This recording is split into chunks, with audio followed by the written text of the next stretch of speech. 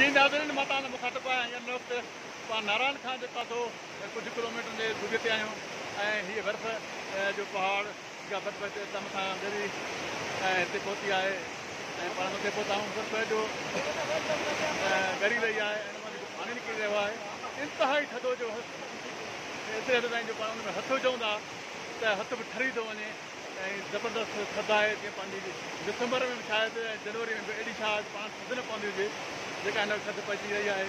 पाणी जेको ॻरी ऐं हीअ आबशार जे सूरत में हेठि लहे वेठो ऐं ॾाढो ख़ूबसूरत दिलि लुभाईंदड़ मंज़र आहे।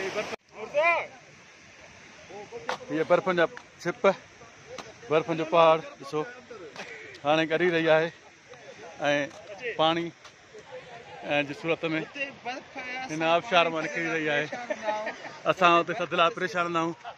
हिते बर्फ़ जा तला आहिनि पाण बर्फ़ में ॾिसो दोस्त ख़ूबसूरत मज़ो वठी रहिया आहिनि ॾाढो इंजॉय करे रहिया आहियूं दोस्तो।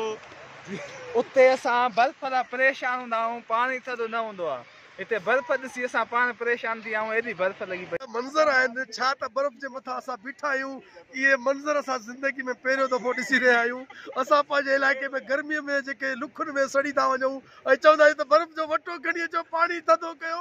हिते बर्फ़ जे मथां असां बीठा आहियूं। मणनि जी टणनि जी तइदाद में बर्फ़ असांजे पेरनि जे हेठां आहे। सॼो जबल जेका आहे बर्फ़ सां ढकियल नज़र अचे थी। सावक ई सावक आहे। हीउ मंज़र ॾिसण वटां आहिनि ख़ूबसूरत मंज़र कुदरती मंज़र बहितरीनु मंज़र ऐं छा तव्हांखे माना दिलि जी ॻाल्हि ॿुधाइजे तमामु बहितरीनु ऐं ख़ूबसूरत नज़ारा आहे।